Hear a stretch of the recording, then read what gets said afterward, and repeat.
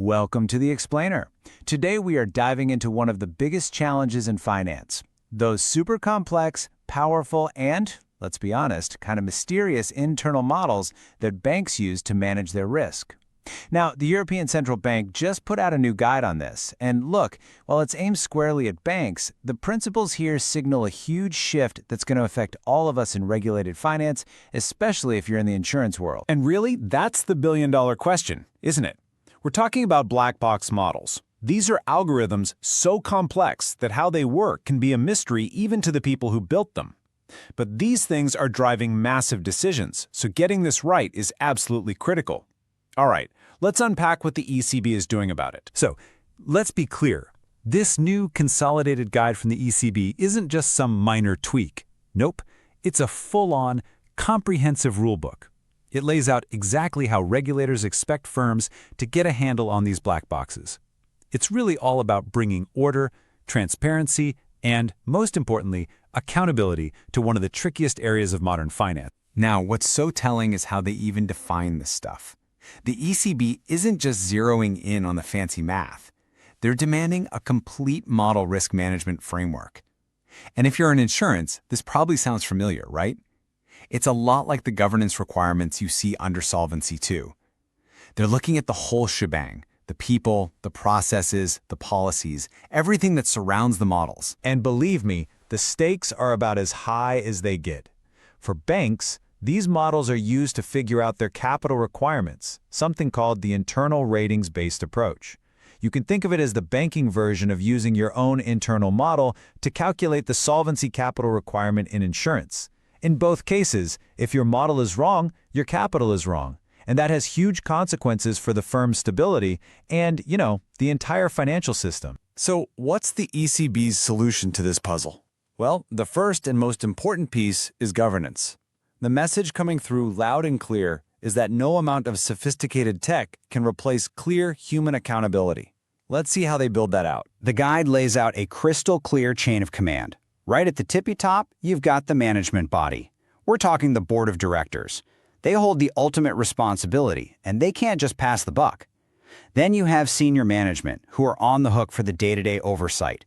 And critically, there has to be an independent risk control unit that can effectively challenge the people building the models. And just so we're clear, this isn't a nice to have. The regulation is totally explicit.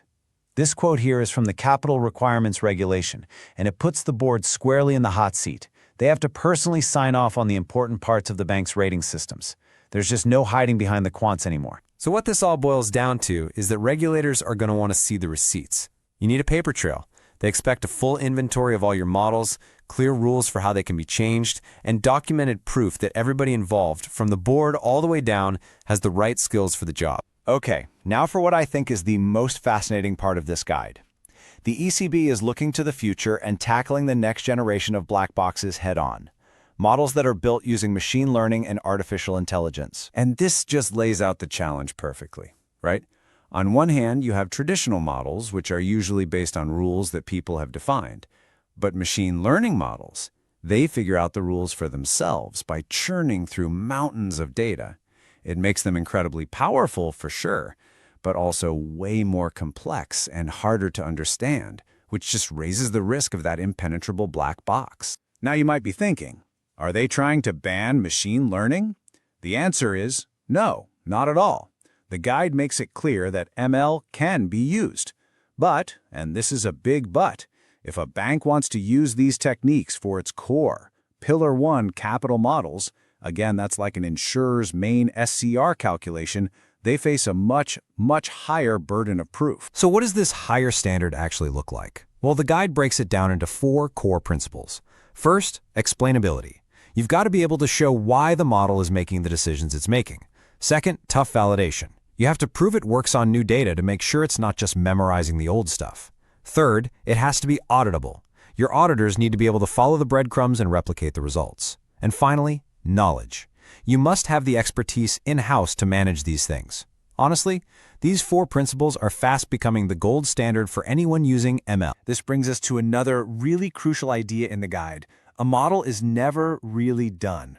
Managing model risk is a continuous process. It demands constant vigilance through this cycle of validation, auditing, and really careful oversight of anyone you bring in from the outside. And the validation cycle they lay out is pretty relentless.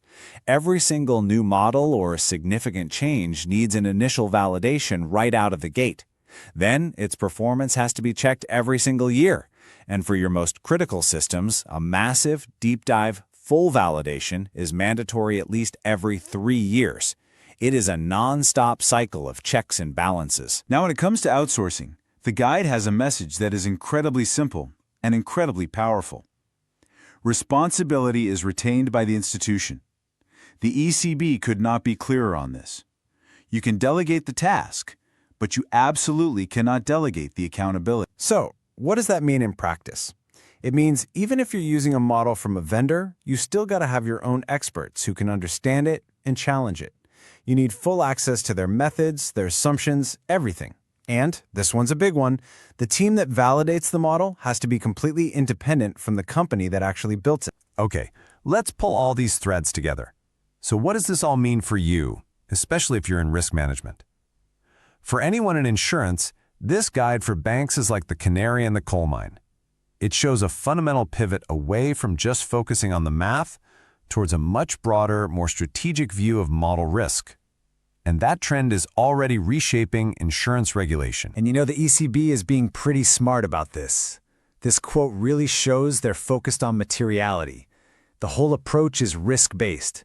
So the bigger and more important a model is for your firm, the more intense the scrutiny is going to be, from both inside your company and from the regulators. This chart just sums it all up perfectly. For years, model risk was almost all about quantitative accuracy, just getting the numbers right. But the ECB is basically saying that's not enough anymore. Governance, controls, accountability, and genuine human understanding are now just as important, if not more so. So if you take one thing away from this explainer today, make it this. It's not enough to just have great models anymore. You have to be able to build, document, and prove at any given moment that you have a rock-solid system for keeping them under control. Which really leaves us with a final big-picture thought. As our models get more and more complex, more and more powerful, maybe the ultimate goal isn't really to build a perfect, flawless algorithm. Perhaps the true art of risk management in this century is all about building the perfect framework. A system of governance and control that's robust enough to manage the reality of our powerful but always imperfect models.